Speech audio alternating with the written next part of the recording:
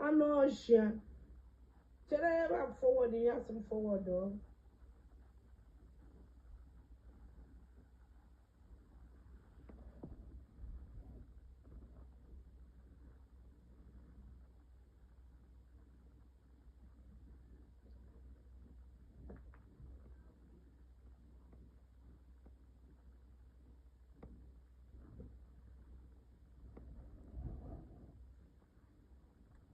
Sis. Because apple. Fortunate when no friend kufu. Fortunate about Uri for any can you put on. It might be you feeling it. My happiness have been a one and you can't deny your voice. You can't deny your name. You got to go answer your opa. That's all, but you know, concern me. But when you feel no more, going to the distraction. Now, on a sabi, can't pass around, you don't concern me. Check your MSG name one. The more going to use their distractor. I'm not sure. Yeah, so Daughter of Zion, I got it. Thank you. A big shout out. Thank you so much. L. Obi nasa Monica. Obi nasa. La la la la la la.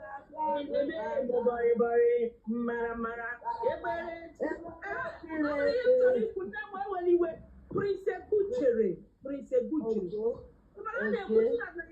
Your voice leaky. I'm the way sense, Prince Butchery. I'm the way sense. Imagine I am Kitty innocent Prince. Hey, the first time. You don't learn from me too, Prince Butchery.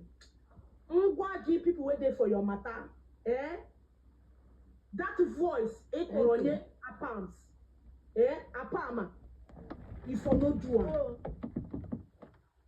Prince Butchery. If I tell you people waiting for your matter, that voice ain't for because of the American. If you not do it. You see as a palma, just go kunama. You see as a palma,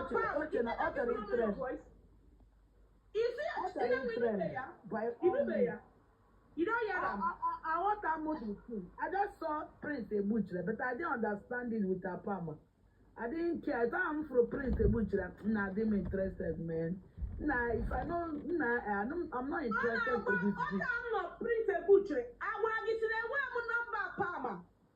I'm not Palma. See, Prince Butchery and I should get can number this. Prince Butchery, when I walk around my nakedness, that you said that they see him.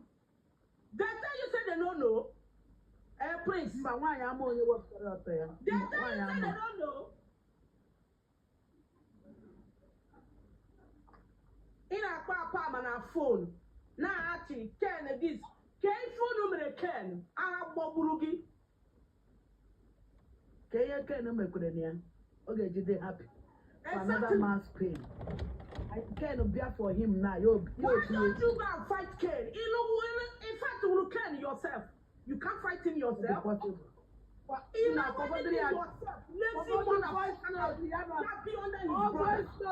Papa the voice of the Yana okay to everyone na me Ken the drag, not be you. A water can get that not be you Ken the Walla saga. Because they like to Ogechi Shadon Kichi. Then get a last, so let not get any actually. In fact, I remember those voice notes forward there at your farmer. Every feeling in my head. Need the Ketchy Baker. I don't imagine that one. Is it NO? No. NO? No. NO? No. Mammy to hear Kamari and don't Gaga. So in Ketchy Baker, no, you know go forward anything to our palm. You understand me? You won't forward anything to our palm. I don't understand. So my people, Prince Ebuche sokwa n'ike ka ekpere niile na fast na-eme n'isi gị ka ọ lụọ ọrụ ka 100,000 ị kwụrụ na akaụntụ m ka m kwụsị ịkpọ nna gị Matthew aha ka o zukwara n'ọnụ gị.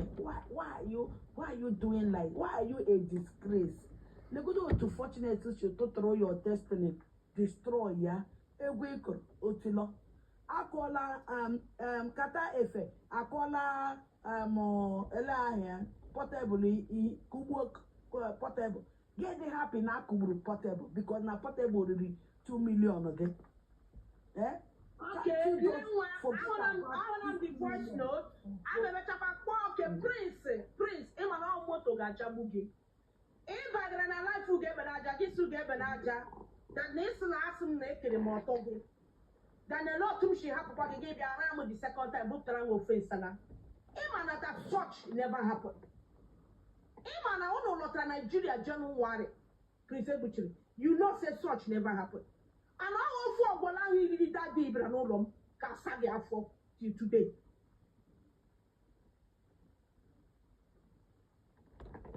Prince Prince was very useless guy. What I got? Only a more You understand? Whether you respect, probably you don't know how to talk. That's your problem. You understand? Whether you respect fortune, you don't respect fortune. I don't give a fuck. Whether it's my younger brother. You understand? So every time you go, we have to learn how to fucking talk. You understand what I'm saying? After a problem came with 2.something million, all my own personal problem. And what I'm not caring about it. But I can't anyway issue, can't not call my name. I'm just like I'm going to get a can anyway issue. But you send message to our palms. You send the message to our palms. To our palm or whatever.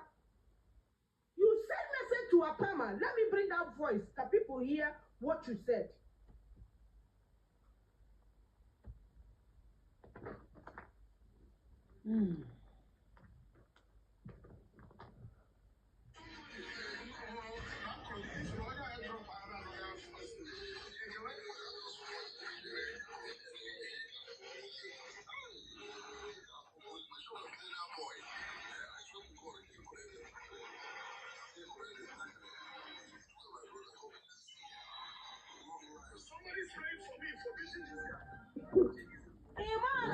Imana Pama just Chipotabo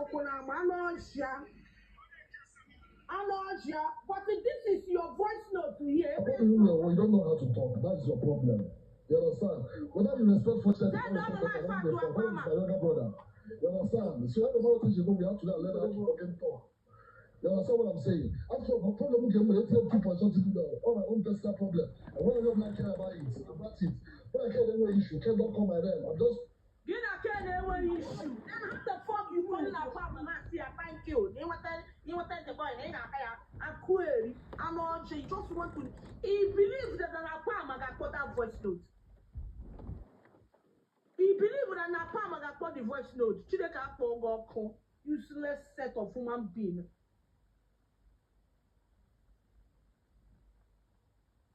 trying to support you guys. And when business, whatever I can. So you guys sort it out. After that ticket, I'll give you guys information about the tickets. Simple. So you are the one that don't know how to talk. 10 people up here have responded to you. You are the one that don't know how to talk. Okay? Or you want a business with the train, you can't have one hagi. Then Prince, when they just leave the whole case for me. Don't get yourself involved. Fortunate is your brother. I have too much respect for Fortunate than you. I'm not catch but Prince, if I catch your do you know how to talk? Look at how you're just opening your mouth. I'm talking that out. It's spending only 1 million and so fucking what? Okay? And you're not telling me can I not want hagi? All because of your case can you dabble into this mess. Now I'm defending you all this while you have the audacity to talk rubbish. All because of your case can you link that to this problem? How big with the source of all this problem? And you're here telling me rubbish. Which case is that? Which case is that? Which case? Case is that into it. In our way,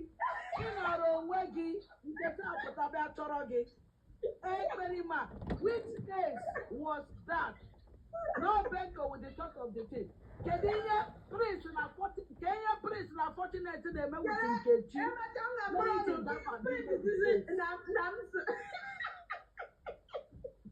All of you are bumped. All you know. To talk. You are the reason why I got. You are the reason why. Yes, especially we have brother. I have too much respect for him. I want to say the prince, okay? All because of your mess. Make your inside out the shares. And Prince Aguchere, they are not here. So, not because of. You see, I say, no get sense. Une when says, Uno Jisaga, na cover show.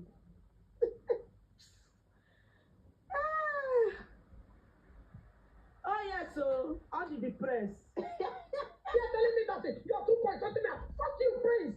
Fuck you, and your 2 point something million. When I get away, go. And who are you talking to? Eh? Oh, because of you guys, you lay that into this fucking mess. Where manner at all. Yeah, probably you don't know how to talk. That's why you don't keep relationship with people. And when you don't have because you don't know how to talk, you have this problem. And you don't expect me, I'm talking about job, maybe one person can talk about job. Man, I don't know saga. You change up to saga, get a saga. You understand? I don't have time for all those bullshit. Okay, so we never show case. Now, when was someone can? Maybe you can they call them. Oh, wait, yeah, but I'm not sure. Oh, wait, yeah, but I get a kill. But if for a palmer, now, sir, palmer, now, thank you.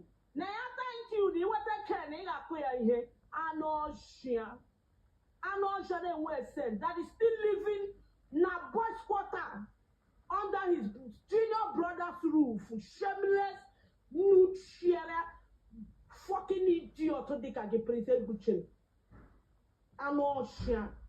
Ota he called on Prince Buche. Ota Kage shall call Tomogan one. He opened him a Prince Buche. Ota Kage no Mogan one. I'm not sure. My uncle they disturb. There we are, there, Mike.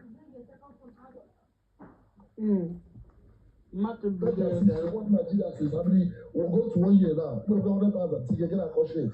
Now, then, You were useless. What can matter? You were useless. He's the more than hopeless. Oh, I don't keep relationship, right? I don't keep relationship because of your useless act. Because of your act. Obviously, you don't keep relationship because of useless act, Prince Ebuchere. I will say that I'm not the Ebuchere ogo. Okay, all the go regele. Fortunate has been gazetted, and putting all more song on the thing. I'm about to name it. The thing is shock on the you didn't see it coming. And we are born up, yeah. Fortunate, Ogechi. Fighting a butchery case. And I will fighting their case. Only na turn on where you get their defense here. Unu get their defend here.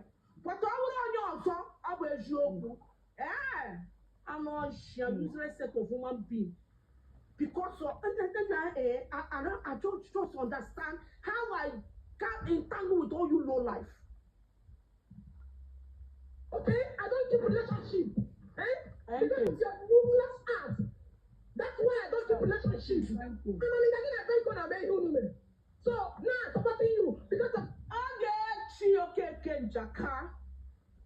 A man got me a prison no by him. Right? The same prince of Patagora John in our corner. Then I'm still not associate. You know you did, Prince Ebuchere. You know. I'm more walk up when you don't need a no. I'm who on a nightmare. Thank you. Babe, because here we are at my voice note. I will not, Madam voice note going to voice note in Kachaya will hire. Thank you. It was really like this voice every day. But I don't know. You got useless. Now I know that you were hopeless idiot. You're more than useless. Okay? You don't do saga. Oh, you don't do saga anymore, right? Prince, fuck you. Prince, fuck you. Let us see how everything will end. Don't say I didn't want you. Don't say I didn't want you. Because you guys know the freaking truth. Oh, my dear, even a you know the truth. Men are not about the truth. You know. You don't know I call with Jackals. You know I call I'm more up by your honor. And that is Ogechi, you will forever be bigger. If I look at a good rock, or look at a rock, or get your thing in man. Please don't ever push me, okay? If one would you have been you have been. I'm way back, Prince Butchery. I would have get was on to these people, they don't know you. Fortunate one nigga were devil, go on with the second to the devil. You remember with deceiving people online. Hey. Oh. What happened? Okay. Thank you.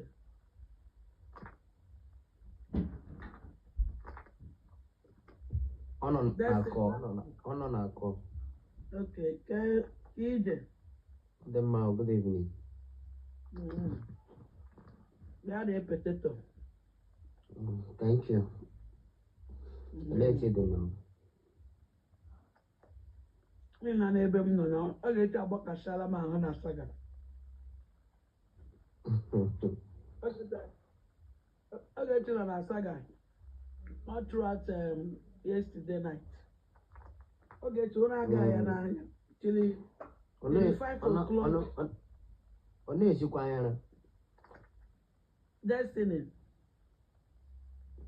Lady B, we don't record again. Destiny. Our Olun Nemosi. Remember I covered him again today. I said, well, you can do no. Man, on your blood, lecture,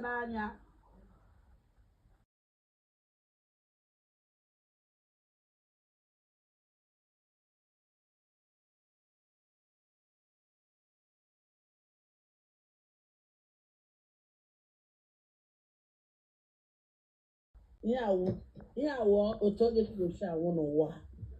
No, let you just now, yes.